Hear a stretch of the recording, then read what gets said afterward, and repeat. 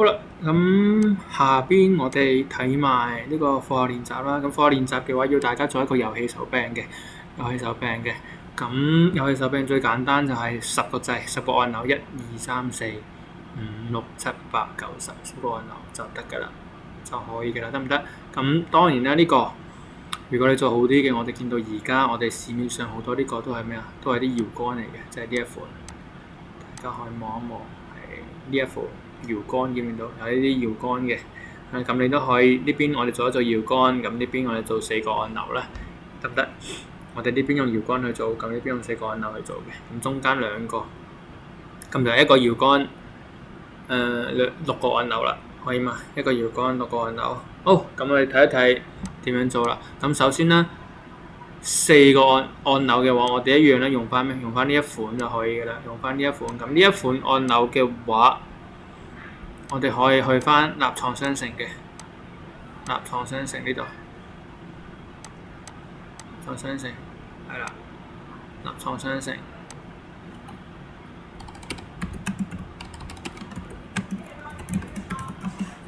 呢度係咪？咁我就要翻輕觸開關，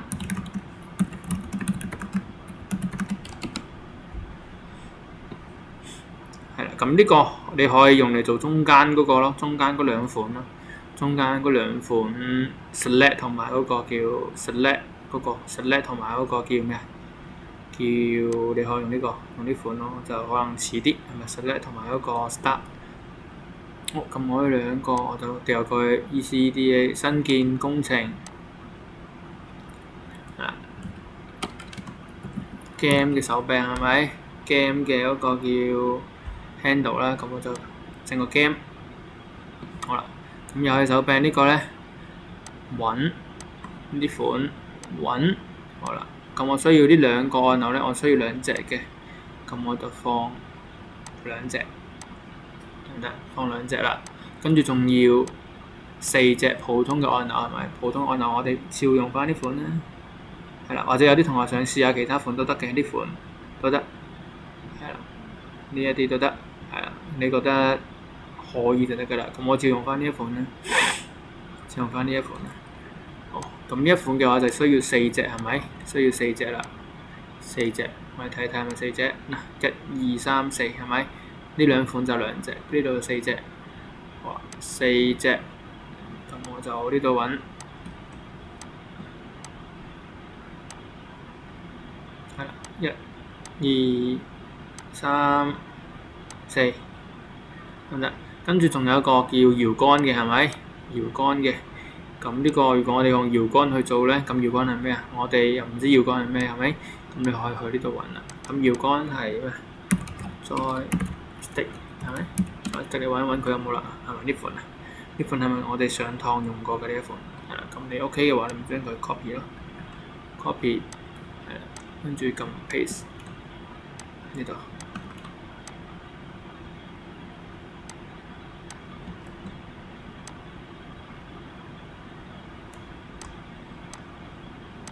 呢一款，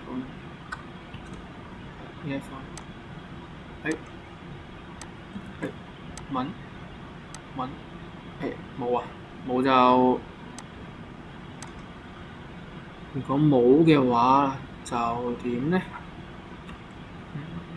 呢一款睇一睇呢個有冇？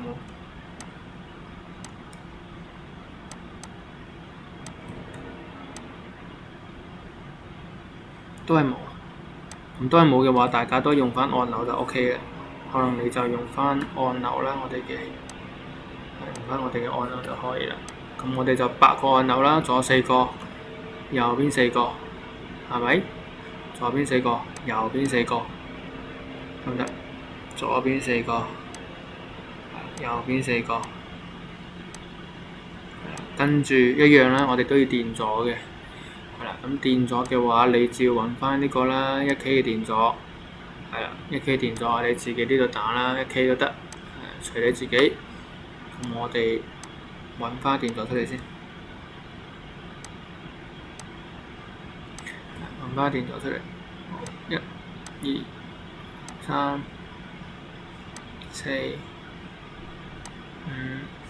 5、6、7、8、9、10，得唔得？咁就10個啦，10個電阻，係啦。咁10個電阻搞掂完之後，你就將佢統一拉出去少少，統一拉出去少少，因為我哋要做咩啊？係啦，我哋要做一做，睇一睇檢查佢係咪真係連埋咯。同埋中間我哋到時要引條信號線出嚟啊嘛，係咪？好啦，跟住一樣啦，做完之後啦，我哋係咪要做咩啊？所有嘅傳感器或者用電器用嗰陣時都要連咩啊？係啦，我哋都要連翻佢嘅正負極，係咪？連翻正負極嘅，連翻正負極嘅，咁我哋就連一連正負極啦。咁正負極嘅話一樣啦，你可以呢度攞，呢度，係啦，我哋直接呢度攞啦。呢度咯，跟住呢度連埋佢，連埋佢，跟住連埋佢，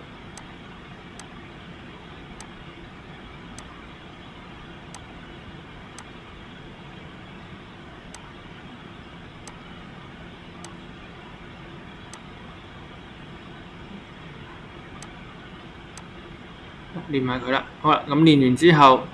呢個位我哋係咪連地線啊？連地線，連條地，直接咁樣都得。係啦，咁樣如果你覺得方便啲嘅，你就連地咯。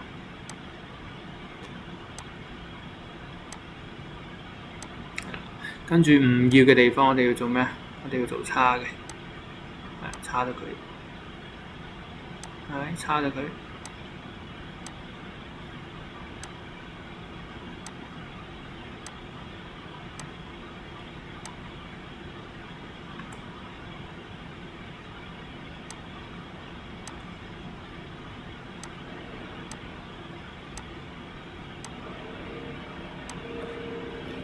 咁樣就搞掂啦，得唔得？咁樣就搞掂啦。咁你嗰個遊戲手柄就 OK 嘅啦。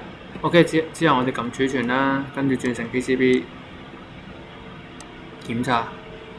咁呢度兩個有兩個問題嘅。佢話你邊度啊？係啦，呢度冇插到，係啦，冇插到。係。好，跟住再儲存一次，再轉成 PCB。好啦，咁就轉到過嚟啦，得唔得？咁遊戲手柄咧，通常幾闊幾大啊？你就自己睇一睇啦。大概我哋可能都係120，咁可能呢個係50或者60咁樣闊嘅，得唔得？咁呢個圓角你就自己整啦，4或者5都得。就大概咁大個嘅呢個遊戲手柄，得唔得？咁我哋就排好位啦。譬如1，係啦，呢度係一個叫 select 係咪？呢個係嗰個 start。呢兩個咁你排好位啦，排好位，OK。好，跟住3、4、5，3、4、5、6、7、8、9、10，好啦，跟住啲電阻你都係按翻唔同嘅按鈕去排翻佢啦。譬如呢個電阻應該放喺呢邊嘅，咁就放佢側邊啦。係啦，咁呢個就放佢側邊啦。3你就放佢側邊啦，呢度。3、4、10，係啦，5、6、7、8、9，係啦，就大概係咁樣啦，得。係啦，咁樣練完之後啦，正常嚟講，你呢度有個傳輸線㗎嘛，係啦。咁如果你漏咗咧，咁我哋點算啊？我哋而家加翻佢，咁一樣啦。你睇一睇你有幾多隻腳啦？應該有正負兩隻腳係咪？跟住呢度有10個按鈕嘅，所以今次我哋要用幾多啊？12篇嘅排針。咪？12篇嘅排針，12篇嘅排針，咁你就可以揾翻12P 排針2.54。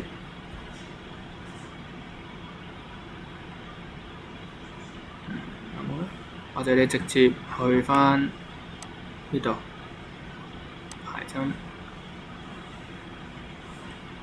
2.54，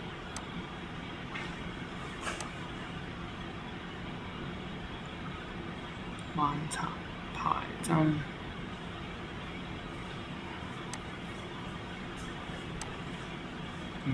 2.54，揾揾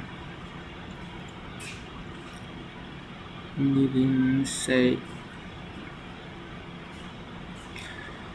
睇下有冇先。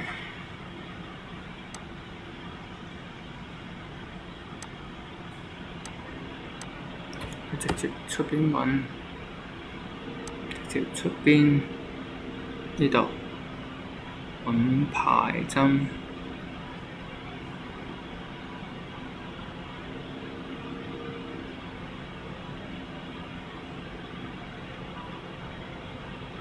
排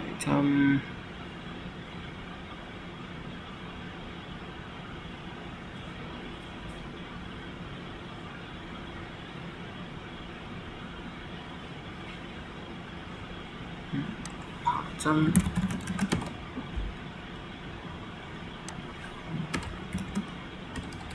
2.54 12P，就係呢個啦，呢款得唔得？2.54 12P 就係呢款啦。copy 好啦，咁 copy 完之後啦，我哋就將佢放喺呢度，放置得唔得？咁一樣啦，我哋呢度信號嘅係咪信號嘅？咁你就一個一個拉，一個一個拉。咁你當然啦，我哋直接咁樣拉就唔需要好似頭先咁樣一個整到咁多個標籤啦。你可以直接咁樣拉，係啦，咁樣拉，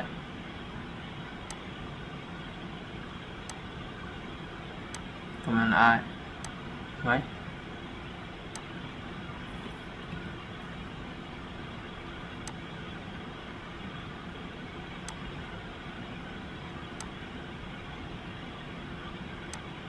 咁樣拉。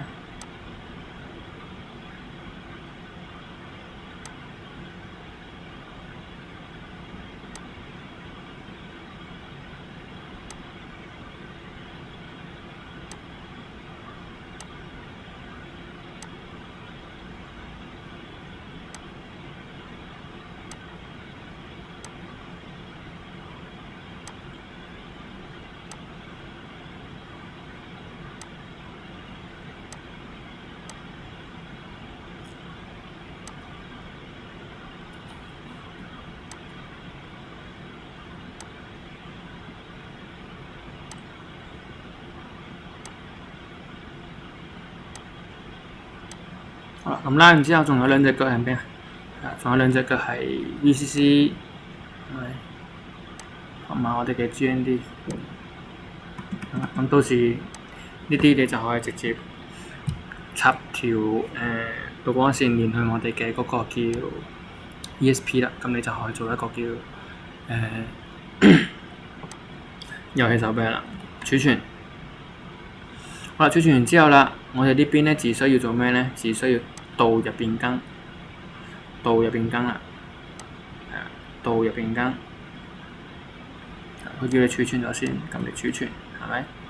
儲存呢邊導入變更，儲存係啦，導入變更係啦，見唔見到？佢就會多咗一支排針俾你，得唔得？多咗個排針俾你嘅。係啦，咁呢個排針搞掂完之後咧，一樣啦，我哋自己你可以對整齊佢，對整齊佢，係咪？我哋對整齊佢，對整齊佢，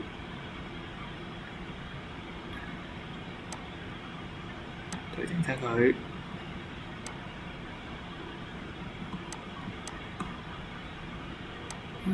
好，對正晒佢。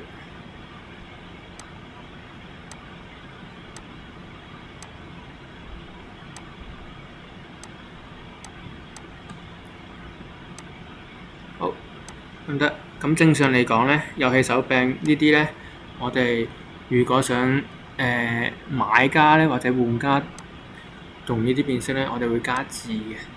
譬如呢個係咩啊？呢個係select係咪？select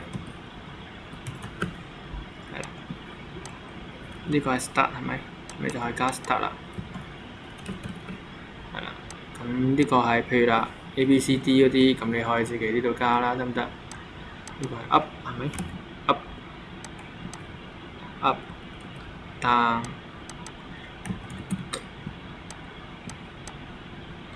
left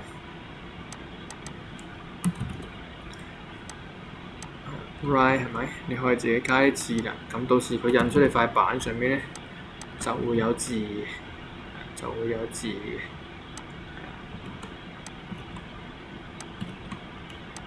咁譬如呢個係 A、B、C、D 咁樣啦，可以嘛？咁你呢度咧，譬如呢個一連去呢度係咪？一連去呢度啦，咁你可以呢度都標註下呢度係文字係咪？